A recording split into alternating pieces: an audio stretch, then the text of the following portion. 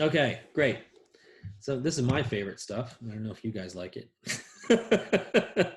You're going to hear a lot of stuff about mutations and strains, and the new paper came out, and there's 30 new strains of it, and there's one dominant one, and it's a real killer. Again, this is a little bit of commentary on science reporting and not necessarily the media in general. The science reporting that we're seeing right now is crap. There's not a lot of good because not a lot of time to get it out there. So they digest it quickly and then they regurgitate it quickly, and it's not good. So let's go over what's a mutation, what's a strain. So we've got a virus. It's up here in the upper right-hand corner of the screen. That's what it looks like. A mutant is the same species, but it is distinctive in one specific way. That could be a mutant version of the red protein that you see there. That red protein is the spike protein. That could be a mutant version of that. There could be a mutant version of the yellow protein that you see there. That's the envelope protein. Then there's a protein inside of the virus called RNA-dependent RNA polymerase that makes copies of it. And all of these are very complex proteins, and they can mutate. And when they mutate, you get a mutant. All right?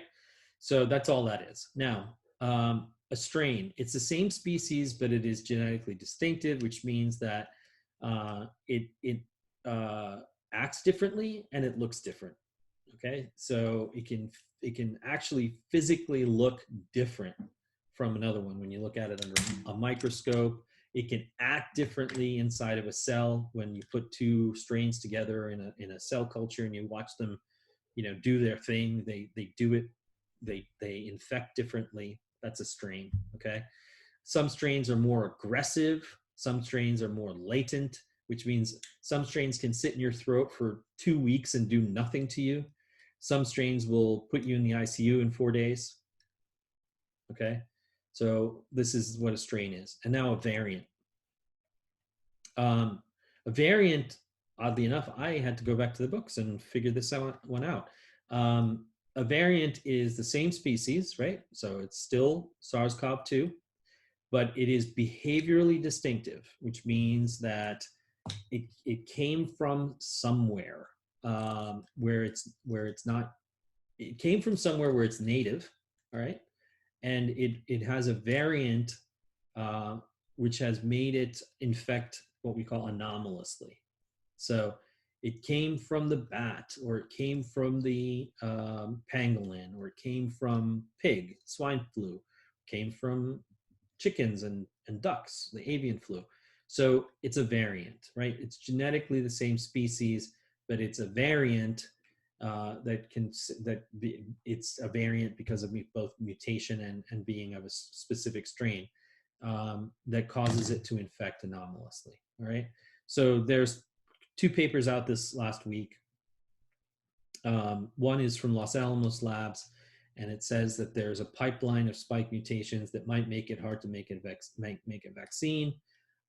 There's going to be a lot of preprint publications that the science writers at the New York Times and at the wherever are going to grab and say, oh, this is interesting, let's write about this, because they need to fill columns.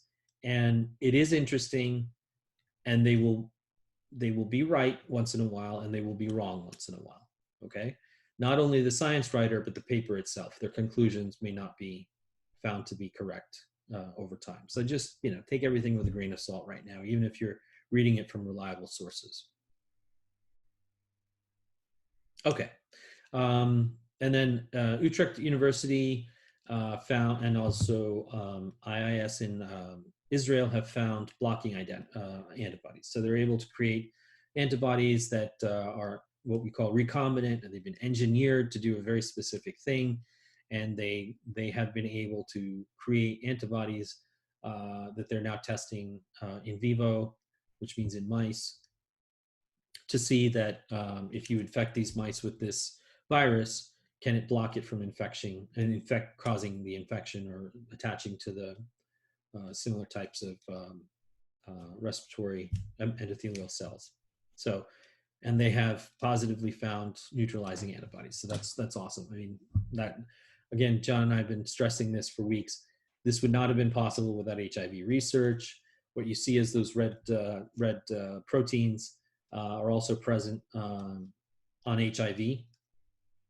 And so there were some early papers talking about, well, it has an HIV-like infection quality. Well, no, but it has a similar mechanism that it has a spike.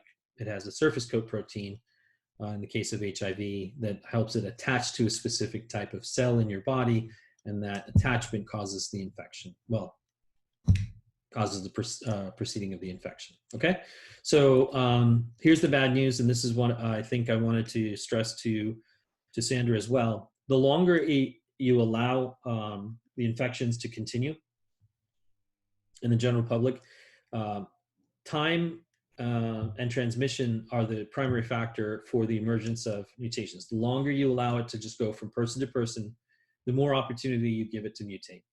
The longer these mutations accumulate, the faster new strains are able to generate themselves. And worst news of all is the longer that's allowed to happen, like what had happened in the wet markets in China, or in the chicken and duck farms, or in the pig farms, you allow an infection to run rampant without testing these animals, whether they're carriers, it goes from mutation to strain to variant, and it's ready to jump to a new species. Okay, next.